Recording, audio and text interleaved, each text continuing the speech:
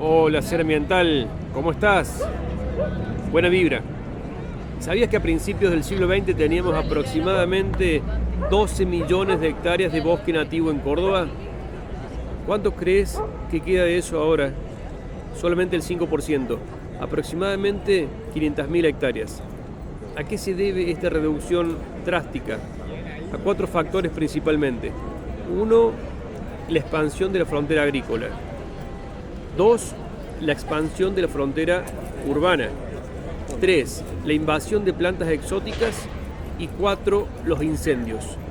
4 factores ocasionados prácticamente por el hombre en su totalidad. ¿Qué es el bosque nativo y por qué es tan importante? Porque es una unidad independiente que funciona en equilibrio biológico propio, es decir, su vegetación, su flora y su fauna junto a su clima construyen un ecosistema independiente. Cuidemos el bosque nativo, somos futuro, la tierra nos da todo.